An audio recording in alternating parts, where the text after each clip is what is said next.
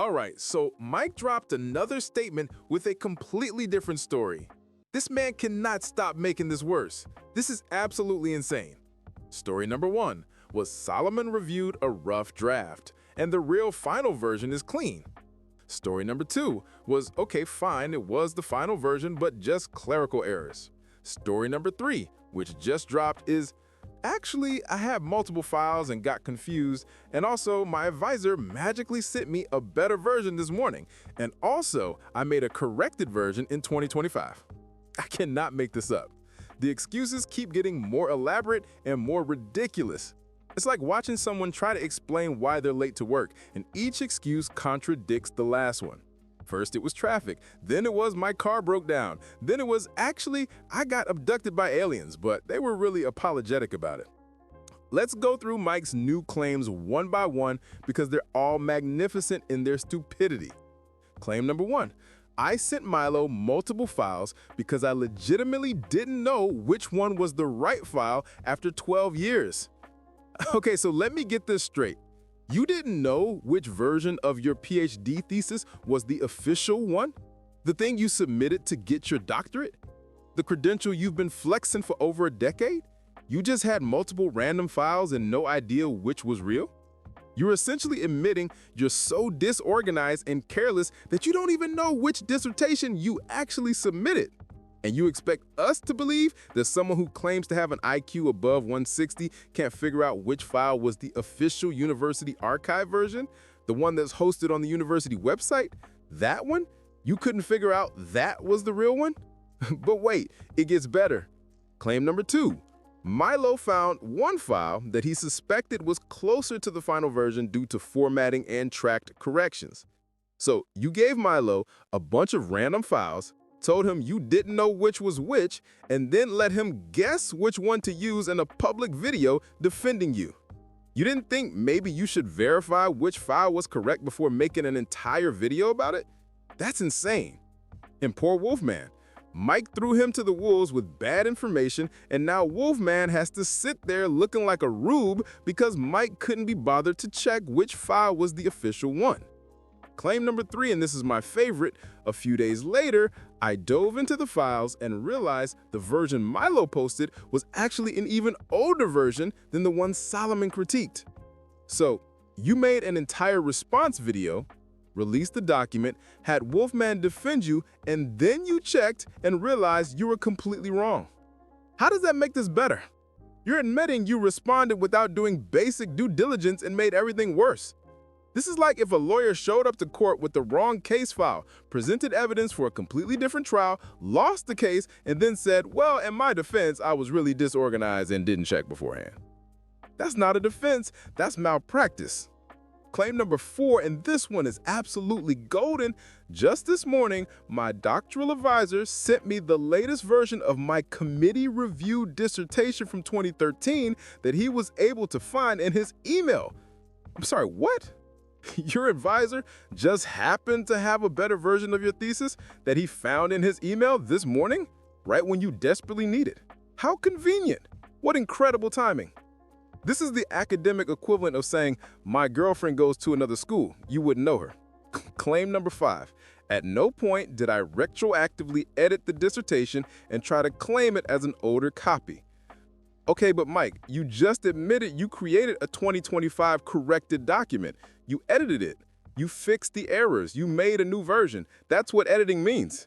You can't say, I didn't edit it, and also, by the way, here's my edited version. Those are contradictory statements. The fact that you're now admitting you edited it, but claiming that somehow doesn't count because you're being transparent about it, doesn't change the fact that you tried to pass off a different version as the original and got caught. You're just changing your story to match what people already proved. And the I didn't intentionally obfuscate the truth line is incredible.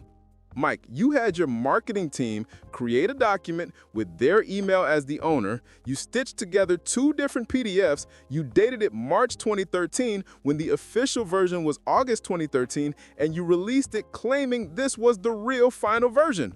But sure, no obfuscation, just a series of innocent coincidences that all happened to make you look better. And releasing all these files doesn't make you look transparent, Mike. It makes you look more suspicious because now we have 5 different versions of your thesis and you're claiming you had no idea which was real. You're essentially saying, here's a bunch of documents, pick whichever one makes me look least bad. The funniest part of this entire statement is Mike trying to frame this as an honest mistake caused by negligence, not deception. Oh, I wasn't lying, I was just catastrophically incompetent. That's supposed to make us feel better? You're either a liar or you're so disorganized you don't know which version of your own PhD thesis is real. Either way, it doesn't look good. So let's address the sloppy seconds Mike joke, because that's clearly an attempt to be self-deprecating and relatable. Oh, I made mistakes, I'm just sloppy, it's my old high school nickname. Nobody's buying it, Mike. You can't turn years of lying and document manipulation into a cute personality quirk. That's not how this works. Each story is designed to explain away the previous lie while creating new questions. It's like playing whack-a-mole with bullshit. You prove one thing false, and he pivots to a new excuse that's equally unbelievable. And the claim that he uploaded the wrong file to the university 12 years ago. Mike, you expect us to believe you submitted your PhD thesis, the most important academic document of your life, and you just uploaded the wrong version? You didn't check? You didn't verify? You just sent a random file and hoped for the best. If that's true, you're admitting to incredible negligence that should make people question everything else you do. If it's not true, you're just lying again. Either way, it's bad. So, Mike, here's my advice. Stop. Stop releasing new statements. Stop changing your story. Stop explaining. Every time you open your mouth, you make it worse.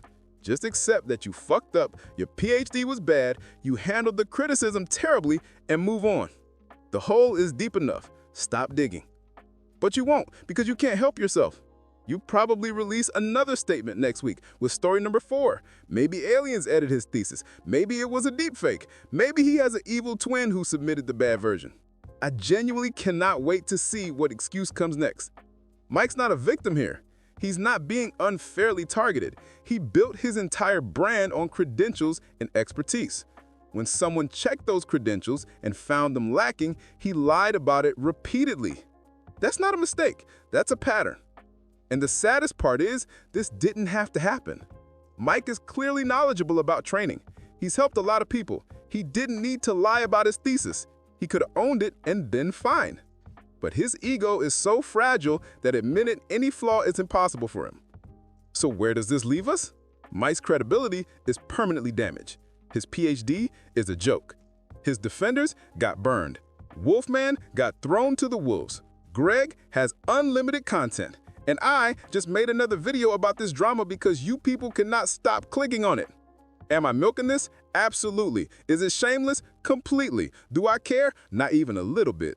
Mike handed us the gift that keeps on giving, and I'm gonna ride this content train until the wheels fall off. At this point, I'm just waiting for more stories. Maybe Michael claimed the thesis was written by his evil twin. Maybe he'll say he was hacked. Maybe he'll blame ChatGPT. The possibilities are endless, and I'm here for all of it. I'm Zerk, and I'll see you when Mike inevitably releases another story and we have to do this all over again. Peace out, Gains Goblins.